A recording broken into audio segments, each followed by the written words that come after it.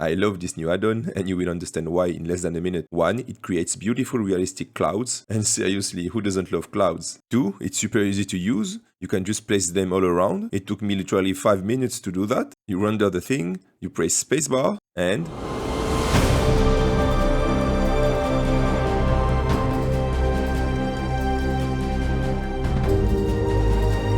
you get 211 clouds ready to enhance your projects. All kinds of clouds possible, big, small, trails, patches. You even have biomes ready to use for geoscatter. 4. It's easy to customize their shaders to get the look you want. Yeah, you can have fireballs as well. Then I realized those clouds are awesome, but they don't have to be clouds. You can use them in any situation. Your imagination is your only limit. Now you understand why I love it. And by the way guys, this add-on is actually 25% off. Just use the code CloudScapes25. I will leave the link in the description. And just to be clear, I'm not paid to do this review. Let's see how to install it, how it works, and I will share with you the render settings I used. You download the files, you extract the RAR file. I use 7-zip, but you could use a WinRAR if you want. The extracted files should look like this. You need to have those clouds in your asset library. So in Blender, you click on Edit, Preferences, File Path, this little plus icon, and you look for the directory where you have extracted your files, here,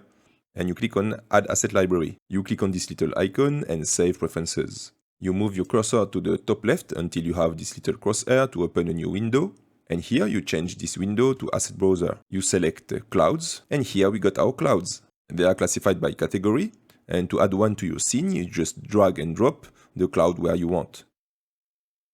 With your cloud selected, you press N, you go on Item, and you do a 90 degrees rotation on X. I will delete the default cube and the light, and let me add an NGRI to show you this beauty. I go in Render mode, and wow! To improve their look, you can go in Render Properties, Light Path, and here in Volume you input 30, so the light is passing through the clouds. From there, let's go in Shading to customize the look. You can change the density, let's go for 0.1 for example, and of course you can change the color of the cloud. And let me show you a cool trick. You replace the temperature by density. You lower its value to 100 for example, and you change the black body to 1. And you get this cool look.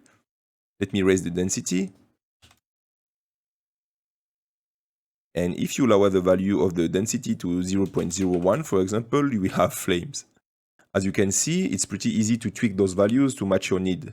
For the render settings in Render Properties, I changed the volumes, max steps to 32. 1024 is very high, and it will really slow your render time, and I didn't see any noticeable difference in the final result. This is the value I used for my introduction scene. For this little project, I selected 2 or 3 clouds and just duplicated them with Alt-D to fill the scene. I changed the scale and rotation, so it seems that they are all different. I did exactly the same for my car animation. I just placed a couple of clouds everywhere and duplicated them to fill my animation. And by the way, this animation is coming from my next video. Okay, that's it for the CloudScapes add-on. Tell me in the comment section if you see yourself using it in your workflow. I'll talk to you soon. Bye bye.